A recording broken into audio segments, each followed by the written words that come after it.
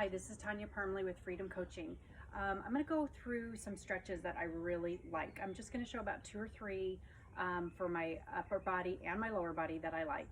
I'm going to start with the lower body because for me, I've been running a lot and I really get tight hips and tight glutes. So the ones I'm going to show are on the ground and pretty basic. Most of us do them a lot. But I'm going to start off in a lunge with my knee on the ground, and then I'll go into some upper body shoulder stretches. So when you do stretches, what's really important is that we don't go into a point where they hurt. The stretches should always be to the point of where you just feel them and they actually feel a little tight, but certainly not to the point of pain. So you want to get into the stretch, into the muscle, but never to the point of pain. If you feel pain, you've gone way too far. So the first thing we're going to do is we're going to start down on the mat. I'm going to take my right leg back. I'm just going to show probably one side on each. And I've got my foot not tucked, so just my instep down and my leg back. So from here, I'm going to sit up nice and tall, and I'm just going to kind of come down and really lean into it, get into that hip flexor. And what we want to do is push through that front heel and really take a deep breath. So I'm lifting long and I'm not leaning into it. From here, I want to reach that arm all the way up. So I'm also getting a nice lat stretch from here. What's really nice is at the end of a stretch, got my dog back there. After the end of a run, you want to hold these stretches for about anywhere 20 to 30 seconds. After you've done this, it's really nice. Take the hands down to the mat and you're going to push all the way back. Now, some people like to lift their foot up and get into that hamstring, so that's what we're doing right here. Some people like to keep the foot down. Either way, you're going to get a stretch. You're going to feel that into the calf, into the hamstring. And again, you're going to hold this for about 20 to 30 seconds. And what I like to do is move back and forth between these two stretches. So back into this, getting into that hip flexor, reach that arm back up. After you've held that for about 20 to 30 seconds, bring the hands back down and back into that hamstring stretch.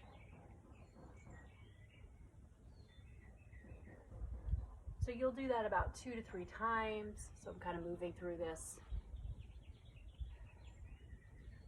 Another way to kind of really deepen the stretch is to open it up. You can really feel that sun on me right now. And then come back into this last time, hamstring stretch.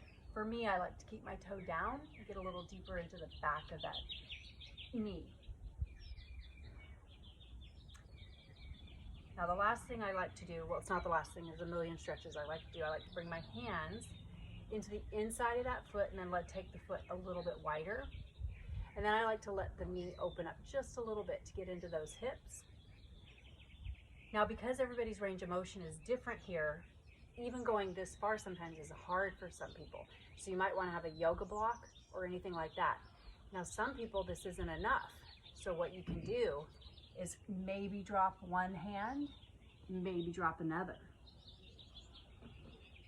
And the other thing you can do is maybe just kind of build into that. Maybe you just kind of drop right here and come back up. Drop and come back up. For me, I can go deeper and that feels really good. You can also add a knee up. So many different variations. After you've held this for about 30 seconds, you can bring that foot in, bend that knee, and you want to try to get about a 90-degree bend. Sometimes that's hard, so you might want to add a yoga block or a towel to take underneath the glute. And what we want to try to avoid is just sitting into that glute, because then you're not really getting the stretch. So keep those shoulders square, let the hands either stay in front of you or drop down.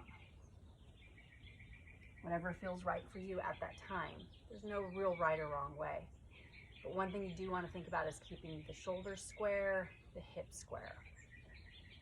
So right now this is really getting into the glute, IT band, hip flexors on that back leg.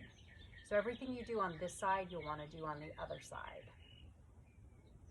When you're ready to come out of it, you're going to tuck that back toe, lift up, push that foot back, bring the other leg forward, and then you'll just start repeating everything that you did on that side. So I basically just went through very quickly everything, those 4 stretches on this side. So what I like to do on my shoulders is I like to start off with the down dog. So I take my hands shoulder width apart, tuck my hips or lift my hips up to the sky. I don't really worry about whether or not my feet touch the ground, my heels. I like to kind of walk that dog, but what I do like to focus on is pushing the hips up, pulling the belly button in tight, pushing my chest towards my thighs, and really grounding my hands down and letting the head drop down. From there, I drop to my knees, and I like to come into a child's pose. And again, I'll hold all of these for about 30 seconds. Then one of my favorite stretches is to thread the needle, drop the shoulder down, let my head come down, and I pull that shoulder down towards my hips. And I like to play with this. Sometimes I take my hand and rotate it in, rotate it out. Just do what feels good. And then of course I alternate sides.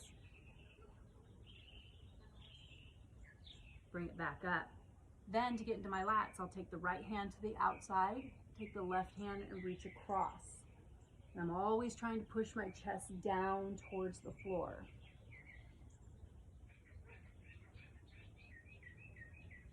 (20 to 30 seconds, switch sides.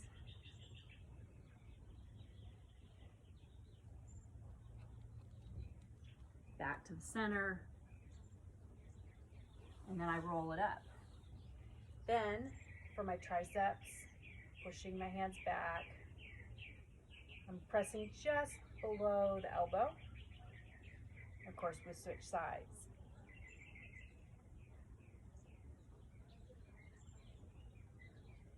Then I like to bring my arm all the way across, dropping that shoulder. I mean, the possibilities are endless. I think the most important thing is just to allow yourself time to stretch, switch sides.